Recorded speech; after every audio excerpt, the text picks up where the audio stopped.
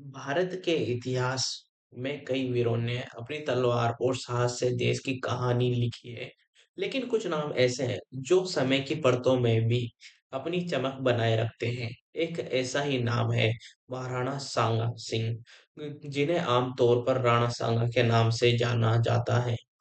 जन्म से ही वीरता और नेतृत्व का प्रतीक रहे राणा सांगा का जीवन संघर्ष, युद्ध और राज्य सत्ता की कहानी से भरा हुआ था। आज हम आपको ले चलेंगे उस समय में जब राजस्थान के शेर, राजपूतों की शान, रणभूमि के राजा राणा सांगा ने अपने अदम्य साहस और रणनीति से इतिहास को आकारा है।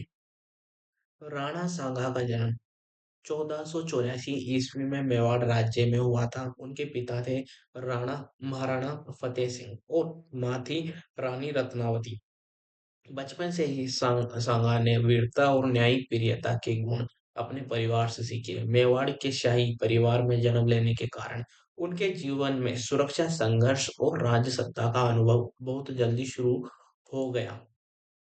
छोटे सांगा को न केवल पढ़ाई ही नहीं, बल्कि युद्ध कौशल और राज्य प्रशासन की भी समझ बचपन से ही सिखाई जाती थी।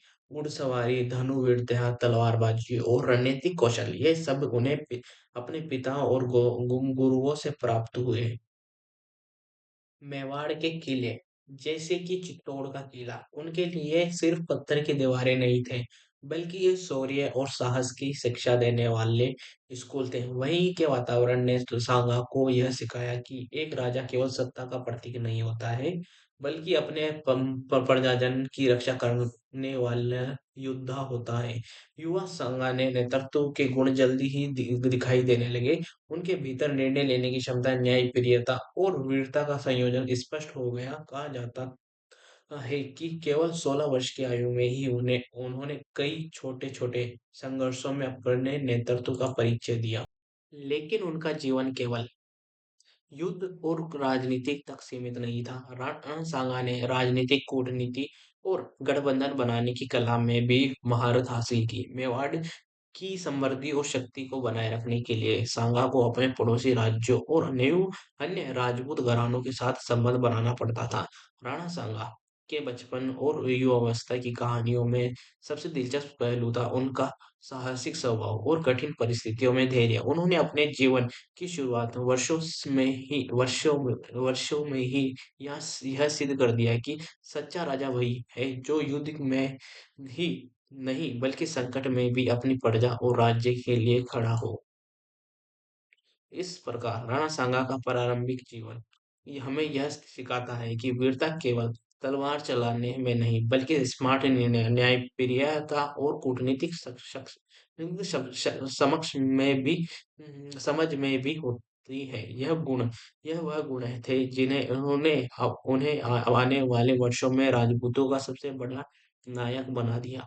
युवा राणा सांगा ने अपने प्रारंभिक जीवन, वीरता और नेतृत्व की शिक्षा प्राप्त की, लेकिन असली परीक्षा तो तब शुरू हुई जब उन्होंने मेवाड़ के सिंहासन की जिम्मेदारी संभालनी पड़ी। केवल युद्ध कौशल ही नहीं, बल्कि राजनीति, रणनीति और कूटनीति की कला भी उनके लिए अब जीवन मरण का सवाल बन गई थी। युवा राणा सांगा ने अपने प्रारंभिक जीवन में वीरता और नेतृत्व की शिक्षा प्राप्त की थी, लेकिन असली परीक्षा तो तब शुरू हुई जब अब उन्हें मेवाड़ के सिंहासन की जिम्मेदारी संभालनी पड़ी। केवल युद्ध कौशल ही नहीं, बल्कि राजनीतिक रणनीति और कूटनीति की कला भी उनके लिए अब जीवन मरण का सवाल बन गई थी। ये मैंने आपको बताया। राणा सांगा के पिता के निधन के बाद मेवाड़ की सत्ता कुछ समय के लिए अस्थिर हो गई। अनेक छोटे और बड़े परिवारों के सदस्य सत्ता की दौड़ में शामिल हो गए। ऐसी स्थिति में सांगा ने केवल अपनी तलवार के बल पर नहीं, बल्कि स्मार्ट रणनीति और समझदारी से मेवाड़ को एकजुट किया। राणा सांगा जी ने यह समझ लिया था कि केवल युद्ध कौशल से नहीं, बल्कि सत्य, न्याय और प्रजा के प्रति कर्तव्य से राजा के रूप में उनका सम्मान बढ़ेगा। उन्होंने प्रेम की मेवाड़ की शक्ति को पुनः स्थापित करने के लिए अपने सहयोगियों और वफादारों का समर्थन लिया। मेवाड़ के पड़ोसी राज्यों में समय-समय पर संघर्ष होते रहे। मुगलों का उदय और दिल्ली सल्तनत का प्रभाव राजस्थान पर पड़ता रहा। ऐसे समय में राणा सांगा ने राजपूत राज्यों के बीच राजनीतिक गठबंधन की पहल की। उन्होंने अपने सामरिक और राजनीतिक कौशल का उपयोग करते हुए अलग-अलग राजपूत घरानों को एकजुट किया। इस एकजुटता ने उन्हें शक्ति दी, जिससे मेवाड़ न केवल सुरक्षित रहा, बल्कि अन्य राज्यों पर भी प्रभाव बढ़ा। राणा सांगा का दृष्टिकोण केवल व्यक्तिगत व्यक्ति तक सीमित नहीं था। उनका लक्ष्य था मेवाड़ को एक शक्तिशाली और समृद्ध राज्य बनाना, जो राजपूतों की आन बान शान का प्रतीक हो सके। इसके लिए उन्होंने सैन्य और प्रशासनिक सुधार किए। सैन्य रणनीति और तैयारी की। राणा सांगा ने मेवाड़ की सेना को बेहतर प्रशिक्षित और संगठित किया। उन्होंने सैनिकों को घुड़सवारी, तलवारबाजी, धनुर्विद्या और रणभूमि की रणनीति में दक्ष बनाया। यह तैयारी उन्हें आगामी युद्धों में निर्णायक शक्ति प्रदान करने वाली थी। साथ ही राणा सांगाजी ने किलेबंदी और सुरक्षा उपायों पर भी विशेष ध्यान दिया। चित्तौड़गढ़ और अन्य किलों को मजबूती प्रदान की गई, ताकि कोई भी बाहरी शक्ति आसानी से राज्य पर कब्जा न कर सके। मेवाड़ के पड़ोसी शक्तियों के साथ संघर्ष केवल राजनीतिक नहीं था, बल्कि व्यक्तिगत वीरता की परीक्षा भी था। राणा सांगा ने ललितपुर, कुंभलगढ़ और अन्य क्षेत्रों में कई अभियान किए। इन अभियानों में उन्होंने केवल जीत ही नहीं, बल्कि शांति और सामरिक संतुलन भी स्थापित किया। उनकी वीरता और कूटनीति का मिश्रण उन्हें अन्य राजपूत शासकों के बीच सम्मान दिलाता था। कई बार राणा सांगा को अपने विरोधियों को दंडित करने और न्याय स्थापित करने के लिए व्यक्तिगत रूप से युद्ध करना पड़ा। इन संघर्षों के बावजूद राणा सांगा ने अपने राज्य की आर्थिक और सामरिक और सामाजिक स्थिति को मजबूत रखा। उन्होंने किसानों और व्यापारी समुदाय को सुरक्षा प्रदान की, ताकि मेवाड़ की अर्थव्यवस्था स्थिर रहे। उनके प्रशासनिक कौशल को और युद्ध में साहस ने उन्हें राजपूत साम्राज्य में सबसे प्रभावशाली शासक बना दिया। धीरे-धीरे राणा सांगा का नाम केवल मेवाड़ में ही नहीं, बल्कि पूरे राजस्थान और उससे बाहर के क्षेत्रों में भी जाना जाने लगा। राणा सांगा का उदय और राजनीतिक संघर्ष यह दिखाता है कि यह सच्चा न्याय कि केवल युद्ध कौशल से नहीं बनता, उससे चाहिए स्मार्ट रणनीति, न्यायिक प्रियता और कूटनीति और प्रजा के प्रति जिम्मेदारी। मेवाड़ के इतिहास में यह दौर था जब सत्ता और वीरता का संगम और हुआ, और राणा सांगा ने इसे अपने साहस और बुद्धिमान से इतिहास में दर्ज करवा दिया। राणा सांगा ने न केवल वीरता से ही नहीं, बल्कि रणनीति और सैन्य कौशल से भी इतिहास में अपनी जगह बनाई। उनके नेतृत्व में मेवाड़ की सेना न केवल मजबूत थी, बल्कि संगठित, अनुशासित और निर्णायक भी थी।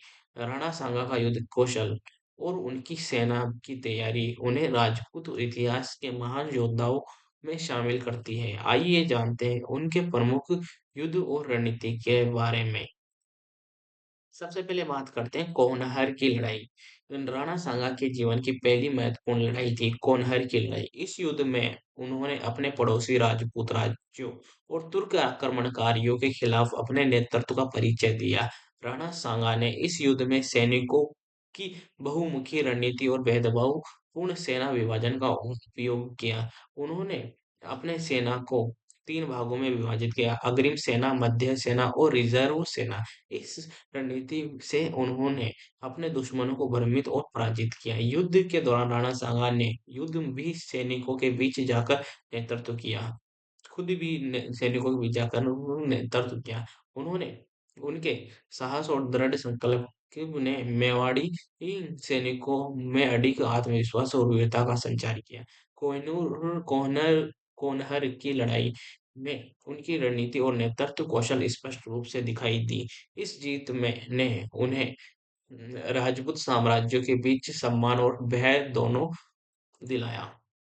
अब दूसरी करते हैं बात अपन खम्बोल की लड़ाई को। कोनहर की सफलता के बाद राणा सांगा का आया सामान सा, सामना आया खंगोल युद्ध। यह युद्ध उनके राजनीतिक और सैन्य करियर का महत्वपूर्ण मोड़ था। खंगोल की लड़ाई में राणा सांगा ने अपने सहयोगी राजपूत राज्यों के साथ गठबंधन बनाया। उन्होंने अपनी सेना को बड़े पैमाने पर प्रशिक्षित किया और युद्ध की रणनीति को मैदान के अनुसार अनुकूलित किया। राणा सांगा ने इस युद्ध में दोहरी आक्रमण रणनीति अपनाई। यह एक भाग दुश्मन को सीधे मुकाबले में रोकता रहा, जबकि दूसरा भाग उनकी कमजोर कड़ी पर हमला करता रहा। इस रणनीति ने दुश्मन को भ्रमित किया और अंततः मेवाड़ी सेना ने निर्णायक विजय हासिल की। खम्बोल की जीत ने राणा सांगा की प्रतिष्ठा को और मजबूत किया। उनकी रणनीतिक सूझबूझ और वीरता के कारण अन्य राजपूत शासक भी उनके साथ सहयोग के लिए प्रेरित हुए। तीसरा युद्ध हुआ था खानवा का युद्ध। राणा सांगा का सबसे प्रसिद्ध और निर्णायक युद्ध था खानवा का युद्ध, जो 1527 में लड़ा गया। यह युद्ध बाबर और राणा सांगा के बीच हुआ और इसे भारतीय इतिहास के सबसे महत्वपूर्ण युद्धों में गिना जाता है। राणा सांगा के नेतृत्व में राजपूत गठबंधन ने बाबर के बाबर के मुगल सेना का सामना किया। राणा सांगा ने युद्ध में अपनी सेना को अग्रिम, मध्य और रिजर्व भागों में विभाजित किया और हर भाग को स्वतंत्र रूप से आक्रमण और बचाव की अनुमति दी। उनकी रणनीति थी बेबाक और दृढ़ता से हमला करना, ताकि बाबर की सेना की मनोबल टूटे। राणा सांगा ने घोड़ों और पैदल सैनिकों का सामंजस्य बनाए रखा, जिससे वे मैदान पर हर 10 दिशा से हमला कर सके। लेकिन इस युद्ध में बाबर ने तोपखाने और नवीन तकनीकों का इस्तेमाल किया। भारतीय सेना के लिए यह नई चुनौती थी। राणा सांगा की सेना ने वीरता दिखाई, लेकिन तोपखाने और आधुनिक युद्ध कौशल के कारण उन्हें कुछ क्षेत्रों में नुकसान उठाना पड़ा। युद्ध के दौरान राणा सांगा खुद भी सैनिकों के बीच रहे और वीरता की मिसाल कायम की। हालांकि खानवा का युद्ध सांगा के लिए हार के रूप में समाप्त हुआ, लेकिन यह युद्ध उनकी रणनीतिक सोच, साहस और नेतृत्व को अमर कर गया। रणनीतिक दृष्टिकोण और सेना की संरचना। राणा सांगा की सबसे बड़ी ताकत थी उनकी रणनीतिक सूझबूझ। उन्होंने अपनी सेना को 3 हिस्सों में विभाजित किया। पहला अग्रिम सेना, दूसरा मध्य सेना और तीसरा रिजर्व सेना। पहली अग्रिम सेना दुश्मन के मुख्य भाग पर तुरंत हमला, दूसरी मध्य सेना स्थिति का मूल्यांकन और आवश्यकता अनुसार सहयोग, तीसरा रिजर्व सेना को सबसे कठिन समय में उतरने के लिए।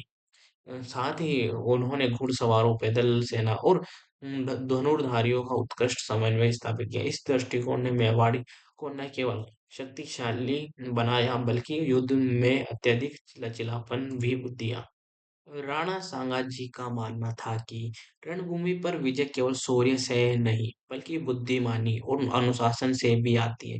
यही कारण है कि उनके युद्ध केवल साहस की कहानियां नहीं, बल्कि रणनीति का अद्भुत उदाहरण भी माने जाते हैं। राणा सांगा के प्रमुख युद्ध यह दर्शाते हैं कि वह केवल यह एक युद्ध योद्धा नहीं थे, बल्कि एक महान रणनीतिज्ञ और नेतृत्वकर्ता भी थे। कोनहार, कंबोल और खानवा जैसे युद्धों में उनकी वीरता और धैर्य और रण कौशल ने उन्हें भारत के महान राजपूत शासकों में शुमार किया। इन युद्धों ने राणा सांगा को न केवल मेवाड़ का संरक्षक बनाया, बल्कि पूरे भारत में उनकी प्रतिष्ठा और प्रभाव को स्थापित किया। 1526 में बाबर के भारत आगमन में हुआ और पानीपत के प्रथम युद्ध में उसने दिल्ली के सुल्तान इब्राहिम लोदी को पराजित किया। इसके बाद उत्तर भारत में शक्ति संतुलन बदल गया। राणा सांगा ने देखा कि अब केवल राजपूत राज्य के भीतर संघर्ष करने से काम नहीं चलेगा। बाहरी शक्तियों, खासकर मुगलों और अफगानों के खिलाफ एकजुट होना आवश्यक था। राणा सांगा ने राजपूत गठबंधन बनाने की पहल की। इस गठबंधन में मेवाड़ के अलावा मारवाड़, मालवा और अन्य राजपूत राज्य शामिल हुए। इसका उद्देश्य था बाबर की बढ़ती शक्ति को रोकना और राजपूत साम्राज्य की स्वतंत्रता बनाए रखना। राणा सांगा ने न केवल अपने हथियार बल्कि राजनीतिक समझदारी का भी उपयोग किया। उन्होंने अन्य राजपूत शासकों से गठबंधन और मित्रता के समझौते भी किए। इस गठबंधन की सबसे बड़ी ताकत थी सैनिकों का एकजुट होना और रणनीतिक योजना। राणा सांगा ने हर राज्य के योगदान और सेना की ताकत का विश्लेषण किया। उन्होंने गठबंधन को न केवल युद्ध के लिए, बल्कि राजनीतिक संतुलन बनाए रखने के लिए भी उपयोग किया। राणा सांगा और बाबर का आमना-सामना खानवा के युद्ध में हुआ। यह युद्ध राणा सांगा के जीवन और राजपूत इतिहास के सबसे महत्वपूर्ण युद्ध था। और राणा सांगा ने अपने घुड़सवार और पैदल सेना की युद्ध भूमि में शानदार ढंग से व्यवस्थित किया। उनके पास रणनीति, बहादुरी और संगठन की कोई कमी नहीं थी। लेकिन बाबर ने तोपखाने और आधुनिक युद्ध तकनीक का उपयोग किया, जो भारतीय सेना के लिए नया और चुनौतीपूर्ण था। इसके बावजूद राणा सांगा की सेना ने अद्भुत वीरता दिखाई। खानवा की लड़ाई में हार हुई, लेकिन राणा सांगा की रणनीति और नेतृत्व को भारतीय इतिहास में अमर कर दिया गया। उनके साहस ने न केवल सैनिकों को प्रेरित किया, बल्कि अन्य राजपूत शासकों के बीच भी उनका सम्मान बढ़ाया। राणा सांगा का संबंध मुगलों के साथ केवल युद्ध तक सीमित नहीं था। उन्होंने राजनीतिक समझदारी और कूटनीति के जरिए कई बार बाबर और अन्य मुगल सरदारों से बातचीत की। राणा सांगा जी का मानना था कि राजनीतिक गठबंधन और समझौते की शक्ति का हिस्सा है। इसी रणनीति से उन्होंने कई बार राजनीतिक संकटों को बिना युद्ध के हल किया।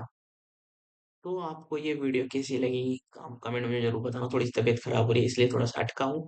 लेकिन राणा सांगा जी क्योंकि अपने एक हिस्ट्री टीचर पढ़ाते हैं तो कभी भी अपने राजाओं के आगे जी नहीं लगाते। क्योंकि बहुत सारे राजा होते हैं और सब लोग पावरफुल राजा थे तो सबके आगे जी लगाना थोड़ा पॉसिबल नहीं होता था। तो अपन तो वीडियो बना रहे हैं तो अपन जी लगा के बात कर सकते हैं, ठीक है? तो आपको ये वीडियो कैसी लगी कमेंट में ज़रूर बताना, अपने दोस्तों को ज़रूर शेयर करना। और जितने भी राजस्थान के भाई इस वीडियो को देख रहे हैं, सब लोग सब्सक्राइब कर लेना भाई को, ठीक है? और लाइक कर देना, कमेंट कर देना और वीडियोज़ ज़रूर देखना, बहुत इंटरेस्टिंग वीडियोज़ आती है। तो मिलते हैं नेक्स्ट वीडियो में।